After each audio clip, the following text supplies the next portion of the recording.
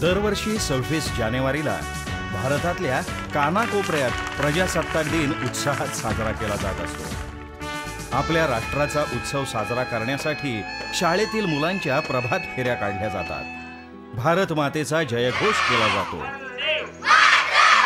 हे सारं भारलेलं वातावरण पाहून प्रत्येक नागरिकाच्या मनात राष्ट्रप्रेम जागृत झाल्याशिवाय राहत नाही। प्रत्येक जण आपापल्या परीने आपल्या देशावरचं प्रेम व्यक्त करत असतो। देशासाठी, आपल्या समाजासाठी, आपल्या गावासाठी काहीतरी करायची भावना प्रत्येकाच्याच मनात उमटत असते। याच भावनेला याच दिवशी वाव मिळतो तो महाराष्ट्रातील खेड्यापाड्यात भरणाऱ्या ग्रामसभेत। ग्रामसभा हा लोकशाहीचा मूलभूत पाया आहे। 26 जानेवारी सोबतच 1 मे, 15 ऑगस्ट आणि 2 ऑक्टोबर या दिवशीही प्रत्येक गावात ग्रामसभा होत असते। गावाच्या सर्वांगीण विकासाच्या दृष्टीने रस्ते, पाणी, शेती, वीज अशा अनेक विषयांवर तसेच त्यासाठीच्या नियोजनाबाबत ग्रामसभेमध्ये चर्चा केली जाते। या ग्रामसभेत सर्वानुमते मान्य केलेला प्रस्ताव स्वीकारणे ग्रामपंचायतींना बंधनकारक असते। मी आपल्या गावामध्ये या फत्तेपूर गावामध्ये कम से कम 13 वर्ष झाले रहिवासी आहो। मला ना स्वतःची जागा आहे ना स्वतःचं घर आहे। तर मला हीच विनंती करायची आहे ग्रामपंचायत सभेला की मला जागा किंवा मला एखादी घर तरी 10 बाय 10चं मिळवून द्याल हीच अपेक्षा करतो। रेशन कार्ड आम्हाला मिळालेच नाही आणि आमचं यादीला तर नाव आहे, मग रेशन कार्डाची मान्यता। अशा प्रकारे ग्रामसभेत गावातल्या लोकांच्या दृष्टीनं महत्त्वाचे प्रश्न समोर येतात, त्यावर चर्चा होते, त्या प्रश्नाचं समाधान करण्याचा प्रयत्न केला जातो। ग्रामसभेत सगळ्यांच्या प्रश्नांना समान महत्त्व असतं। ग्रामसभेत दोघांची म्हणजे महिला आणि पुरुषांची उपस्थिती अभिप्रेत आहे। असं असलं तरी या ग्रामसभांना महिलांकडून म्हणावा तसा प्रतिसाद मिळत नाही। माझे पूर्ण नाव कुमारी अर्पिता प्रमोदराव शंभरकर आहे। मी इयत्ता 5वी मध्ये शिकत आहे। सर, आमचे गाव देवळी पासून 10 किलोमीटर अंतरावर आहे। आम्हाला चांगले शिक्षण घेण्यासाठी देवळीला जावे लागते। फत्तेपूर पासून 2 किलोमीटर अंतर पायदळ जावे लागते। पावसाळा व हिवाळ्यामध्ये खूप त्रास सहन करावा लागतो, तरी बस महामंडळाची सेवा आमच्या गावापर्यंत द्याल। प्रत्येक ग्रामसभेत अशा प्रकारचे प्रश्न, समस्या समोर येणं अपेक्षित आहे। महिलांनी महिलांचेच प्रश्न मांडावेत आणि पुरुषांनी पुरुषांचेच मांडावेत असा याचा अर्थ नाही। आपल्या आयुष्यात ज्या ज्या समस्या आपल्याला जाणवतायत त्या स्वतःहून मांडता येणं महत्त्वाचं आहे। या मुलीला आशा आहे की ग्रामसभेत आपला प्रश्न मांडल्यानंतर आपलं शैक्षणिक भवितव्य सुरक्षित होऊ शकतं। पण विशेष महत्त्वाची बाब म्हणजे ही मुलगी ज्या ग्रामसभेत आपला प्रश्न मांडतीये ती ग्रामसभा उमेद अभियानाच्या कार्यकक्षेतली आहे। मानवी निर्देशकांचा विचार करून ठरवलेल्या 13 जिल्ह्यातील 50 तालुक्यात इंटेन्सिव्ह पद्धतीनं उमेद अभियानाचं काम सुरू आहे। सन 2011 साली सुरू झालेल्या उमेद अभियानाच्या कामामुळे ग्रामसभांना महिलांची वाढती उपस्थिती लक्षवेधी ठरते आहे। उमेद अभियानाच्या कार्यक्षेत्रातील बहुतेक गावांमधील महिला ग्रामसभेला उपस्थित राहणं महत्त्वाचं समजू लागले आहेत। कौटुंबिक जबाबदारी सोबतच ग्रामसभेला येण्याची ही जबाबदारी या महिलांना प्राधान्याची वाटते आणि त्यासाठी प्रसंगी 3-3, 4-4 किलोमीटरची पायपीटही त्या करतात। माझ्या बहिणीचे मिस्टर वारले, तिचं 4 वर्ष झालं लग्न होऊन, आणि आम्ही संजय गांधी निराधार योजनेचं हे पेन्शन मिळण्यासाठी प्रयत्न केलं होतं, ते अजून मंजूर नाही। सरदार वित्त आयोगाचा 10% खर्च हा महिलांसाठी असतो, तो आमच्या ग्रामसंघाच्या महिलांच्या कार्यालयासाठी एक व्हावा एवढी इच्छा। या सभेत उपस्थित राहणाऱ्या मनाचं धाडस एकवटून आपला प्रश्न, आपली समस्या मांडू शकणाऱ्या या महिलांना उमेद अभियानानं नक्की कसं प्रेरित केलं असेल? महिला सक्षमीकरणाच्या अन्य योजनांपेक्षा उमेद अभियानाचं काम कसं वेगळं आहे असा प्रश्न पडणं साहजिक आहे। महिलांच्या ग्रामसभांमधील वाढीव सहभागाला उमेद अभियानाचे सातत्यपूर्ण प्रयत्न कारणीभूत आहेत। ग्रामसभेत उपस्थित असणाऱ्या या महिला एकट्या आलेल्या नाहीत। उमेद अंतर्गत स्थापन झालेले स्वयंसहाय्यता समूह आणि या समूहांचा मिळून तयार झालेला ग्रामसंघ यासारख्या लोकसंस्थांच्या उभारणीतून या सामान्य महिलांना ही ताकद प्राप्त झालेली आहे। जेव्हापासून संघर्ष ग्रामसेवा संघामध्ये आली आहे त्या कार्यक्रमातून खूप सारे फायदे आहे। आमच्या गावामध्ये ग्रामसभा होत होत्या पण महिला येत नव्हत्या। महिलांना काय बोलायचं कसं बोलायचं हे समजत नव्हतं। आता त्या ग्रामसभा सभेमध्ये यायला लागल्या, त्यांना बोलता यायला लागलं, ग्रामसभा समजायला लागली। या स्वयंसहाय्यता गटांच्या माध्यमातून ग्रामीण भागातील गरीब महिला तसंच समाजातील वंचित घटक यांना एकत्र आणून त्यांच्यात गरिबीतून बाहेर पडायची उमेद जागवली जात आहे। उमेदच्या दशसूत्री कार्यक्रमाच्या आधारावर हे स्वयंसहाय्यता गट आणि गटातील महिला आपला वैयक्तिक, आपल्या कुटुंबाचा तसंच स्वतःचा सामाजिक विकास घडवून आणण्यासाठी संघटितपणे प्रयत्न करू लागले आहेत। जेव्हापासून आम्ही गटात आलेलो आहोत तेव्हापासून आम्हाला आमचे हक्क, आमच्या जाणीवा कळायला लागलेल्या आहेत आणि महिला सक्षम व्हायला लागलेल्या आहेत। तर आज सामाजिक कुठलाही कार्यक्रम असेल किंवा गावाच्या हिताचं कुठला काम असेल तर त्या कामामध्ये आमचा नेहमी सहभाग असतो। आम्ही ग्रामसभेत जातो आणि आमचे प्रश्न मांडतो तेव्हा आम्हाला असं वाटते की आम्हाला एक बचत गटामार्फत आम्हाला आमची मतं मांडता येऊन राहिले आहे। पहिले जेव्हा आम्ही जात नव्हतो तेव्हा आमची कोंडी होत होती की आपण कसं सांगायचं, बोलायचं की नाही, इथे सगळे जेंट्स लोक राहतात, इथे जायचं की नाही, हा विचार येत होता। आणि आता प्रश्न मांडता येते आणि त्यावर आम्हाला चांगला प्रतिसाद मिळते। आपल्याला ग्रामसभेत स्थान मिळतं आहे याचं या महिलांना विशेष वाटतंय। उमेद अंतर्गत स्वयंसहाय्यता गट सक्रिय झाल्यानंतर गटातील महिला ग्रामसभेत सहभागी व्हायला का प्रेरित होतात हे समजून घेणं महत्त्वाचं आहे। हे गट दशसूत्रीच्या आधारावर कार्यरत असतात। उमेदचे प्रशिक्षित प्रतिनिधी त्यांना धन व्यवहारातील 5 आणि मनोव्यवहारातील 5 सूत्रांचं पालन कसं करायचं याचं शास्त्रशुद्ध प्रशिक्षण देतात। धन व्यवहारामध्ये नियमित बचत करणे, नियमित अंतर्गत कर्ज वाटप करणे, नियमित कर्जाची परतफेड करणे आणि गटातील पैशांची आणि इतर व्यवहारांची नियमित नोंद ठेवणे ही 5 सूत्रे शिकवली जातात। तर आपले व आपल्या कुटुंबाचे आरोग्य, शिक्षण, ग्रामपंचायतीतील आपला सहभाग, शासकीय योजनांची माहिती व त्यांचा लाभ घेणे आणि शाश्वत उपजीविकेसाठी उपाययोजना करणे, दशसूत्रीमधील आपला व आपल्या गटाचा ग्रामपंचायतीतील सक्रिय सहभाग हे एक महत्त्वाचं सूत्र आहे। या सहभागामुळे विकास प्रक्रियेत महिलांचा सहभाग वाढतो। महिलांचे प्रश्न व समस्या विचारात घेऊन गावाचं नियोजन केलं जातं। महिलांच्या आत्मविश्वासात वाढ होते। त्यामुळे ग्रामीण महिलांच्या सबलीकरणामध्ये त्यांचा ग्रामसभेतील सहभाग हे महत्त्वाचं पाऊल आहे।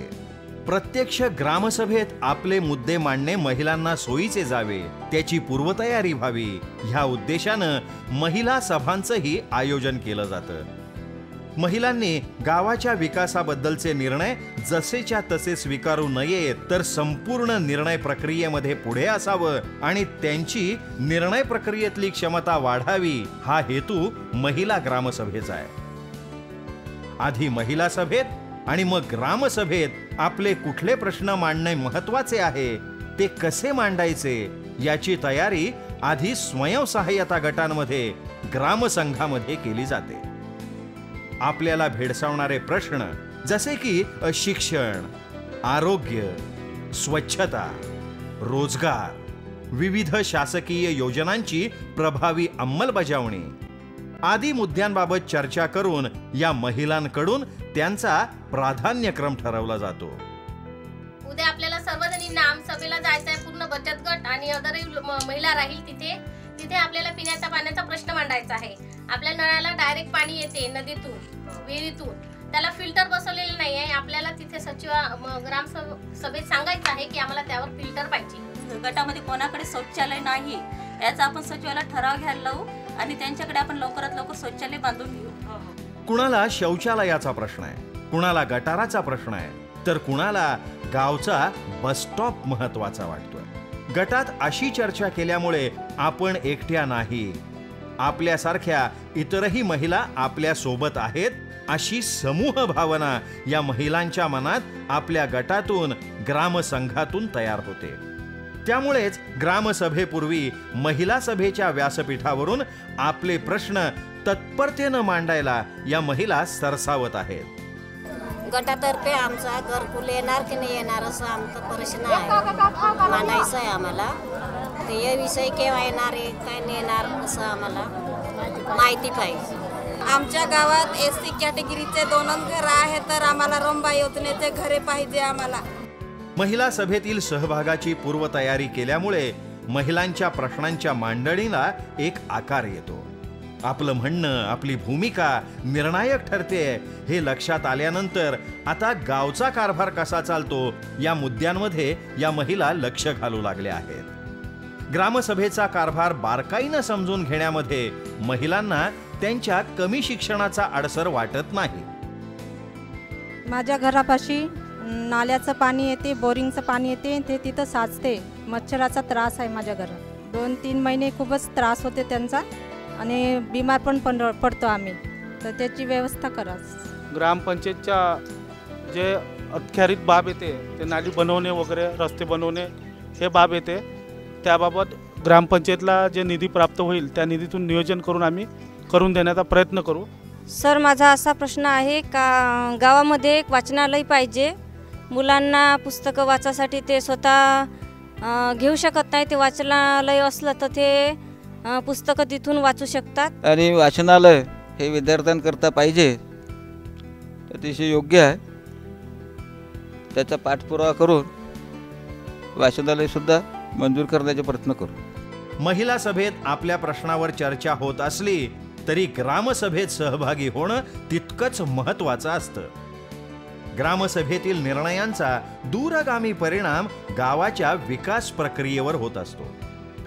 ग्रामसभेत महिलांच्या सक्रिय सहभागाचा मुख्य फायदा असा आहे की यातून महिलांच्या मागणीला बळ मिळतं. एकट्या दुकट्या महिलेच्या मागणीला विशेष महत्त्व मिळत नाही, मात्र हीच मागणी जर सामूहिकरित्या झाली तर त्या मागणीचा प्रभाव वाढतो. ही बाब आता महिलांच्या लक्षात येते.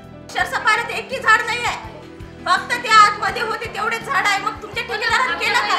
एवढा खर्च शासन करते, काय फायदा मग त्या शासनाचा? एवढा खर्चाचा फायदा काय? बाहेरचे पण आम्ही जपून दाखवतो. आमच्या घरी बाहेर झाडं आहे, आमचे झाडं कसे जगतात? मग तुम्ही ठेकेदाराने देऊन काय फायदा? मग एवढा शासन खर्च करत आहे पर्यावरणावर, ते पर्यावरणाचा काही उपयोगच नाही आहे. झाडं वाढून नाही राहिले गावात, मग काय फायदा त्याचा? ग्रामसभेत प्रश्न मांडला म्हणून तो लगेच सुटतो असंही होत नाही. तो सोडवण्यासाठी स्थानिक प्रशासनाला अनेक बाजू विचारात घ्याव्या लागतातच. त्यामुळे त्यावर शासनाचे प्रतिनिधी, ग्रामपंचायत सदस्य काय प्रतिक्रिया देतात हे महत्त्वाचं असतं. म्हणजे आपला प्रश्न सुटणार आहे का, असल्यास कसा, याची उत्तरं जाणून घेणं महिलांच्या दृष्टीनं महत्त्वाचं असतं. बऱ्याचशा लोकांकडे अडचणी राहतात की म्हणजे स्वतःची जागा नसते आणि कोणाकडे जागा असते तर पैशाची कमतरता असते. याच्यामुळे कोणी स्वतः शौचालय बांधू शकत नाही. सरकारी शौचालयाची व्यवस्था व्हावी अशी माझी ही विनंती आहे. या ग्रामसभेत महिलांनी गावातील शौचालयाचा प्रश्न लावून धरलाय. त्यामुळे आपल्या आणि गावाच्या आरोग्याच्या दृष्टीनं शौचालयाचा प्रश्न या महिलांना महत्त्वाचा वाटतो आहे. प्रत्येकाला उत्तम प्रतीचं शौचालय मिळावं, शासनानं या बाबतीत दिलेल्या अनुदानाचा लाभ मिळावा असा प्रयत्न या महिलांकडून केला जात आहे. असे प्रश्न लावून धरल्यामुळे आज उमेद अभियानाच्या कार्यक्षेत्रातील अनेक गावात विविध प्रकारच्या समस्यांचं निराकरण व्हायला सुरुवात झाली आहे. उदाहरणच द्यायचं झालं तर आज बहुतांश गावात शौचालयाबरोबरच महिलांनी गावाच्या आणि कुटुंबाच्या विकासात बाधा आणणाऱ्या दारूबाबत विशेष भूमिका घेत अनेक गावं दारू मुक्त केली आहेत. या दारूसाठी आम्ही खूप हे करून राहिलो. सगळ्या महिला आमच्या बचत गटवाल्या सगळे जाऊन आम्ही त्यांच्यासोबत हे करून राहिलो. आमचा जरी विरोधही करत असेल पण आम्ही त्या विरोधाला आम्ही हटत नाही. तरी आम्ही पुन्हा पुन्हा तोच प्रश्न असं आम्ही मांडतो. महिला बचत गटामुळे आमचा गाव आता व्यसनमुक्ती झाला. आता आमच्या गावात बिलकुल दारू दिसणार नाही. दारूबंदीचा विषय केला आहे. 10 बाया महिला जमा केलेल्या आहे आणि आम्हाला पोरांना पण सपोर्ट दिला. त्याच्यामुळे आम्ही वर्गणी काढली. वर्गणी काढून आम्ही मग बोर्ड तयार केला, दारूबंदी केली. आम्हाला पोरांनी खूप सहकार्य दिलं. आम्ही आंबोड्यापर्यंत पण गेलो. रात्रीचे 11 वाजेपर्यंत आम्ही सगळ्या बायांनी 15 वर्षाचे पोरं 11-12 वाजेपर्यंत आम्ही स्वतः तिथं राहिलो. रात्रीचे लाईट घेऊन आलो आणि आम्ही चांगला पुरस्कार केला दारूबंदीबद्दल. ग्रामीण भागातील बहुतांश लोक शेतीवर अवलंबून आहेत आणि बहुतांश शेती पाण्यावर अवलंबून आहे. विशेषतः उन्हाळ्याच्या दिवसांमध्ये अर्थार्जनाची फारशी साधनं उपलब्ध नसतात.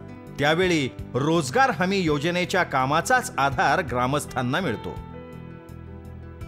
तर नरेगाची योजना राबवताना पंचायतींनाही या एकत्रित मागण्यांचा उपयोग होतो. उदाहरणार्थ, कुणाचा गोठा दुरुस्त करायचा आहे, कुठे गटार बांधायचं आहे, योजनेअंतर्गत एखाद्याचं घरकुल उभारायचं आहे, अशी कामं नरेगा अंतर्गत मागणी केलेल्या व्यक्तींना दिली जातात. मागणी आणि पुरवठ्याची सांगड घालत एकाच वेळी अनेक उद्दिष्ट साध्य करणं ग्रामसभेतील सक्रियतेमुळे घडू शकतं. स्वयंसहाय्यता समूहांच्या माध्यमातून ग्रामसभेत मागण्या करून, ठराव करून विविध प्रश्न मांडता येतात. ही बाब जशी महिलांच्या लक्षात आली आहे, स्थानिक स्वराज्य संस्थेसोबत आपल्या समुदाय आधारित संस्थेने म्हणजे आपल्या समूहाने सोबत काम केल्यास विकास प्रक्रियेला अधिक चालना मिळू शकते. ही बाब देखील आता या समूहांच्या लक्षात आली आहे. त्यामुळेच अशा भागीदारीतून गावाचा एकंदरीत आराखडा तयार करण्यात स्वयंसहाय्यता गट सक्रिय झाले आहेत. आपल्या गावात नेमक्या कशा आणि किती मागण्या आहेत याचं चित्र समोर आल्यामुळे पंचायतींना नियोजन करण्यात अतिशय सुलभता येऊ लागली आहे. या माध्यमातून गावातील स्वयंसहाय्यता समूह आणि लोकसंस्था तसंच समाज संसाधन व्यक्ती आणि ग्रामपंचायत यांची सांगड घालून अनेक लोकोपयोगी गोष्टींना हातभार लावला जातो आहे. उमेदमुळे महिला गावाच्या विकास प्रक्रियेत सक्रिय झाल्यानंतर अनेक गावात शौचालय, नरेगा, घरकुल, पाणी पुरवठा अशा अनेक योजनांची प्रभावी अंमलबजावणी होऊ लागल्याचं पाहून ग्रामपंचायतीतील पुरुष मंडळीही या महिलांकडे सकारात्मक दृष्टीनं पाहू लागली आहेत. महिलांच्या सहभागामुळे निश्चितच या विकास कामाला गती मिळालेली आहे आणि अडचणी कमी झालेल्या आहेत. आमच्या ग्रामपंचायतला आणि गावातल्या लोकांना चांगलं वाटत आहे. बाया येऊन राहिल्या आणि एकजूट आहे बाया आणि त्यांचे कार्यक्रम चालू आहे, ग्राम स्वच्छता अभियान आणि त्यांच्या मिटिंगा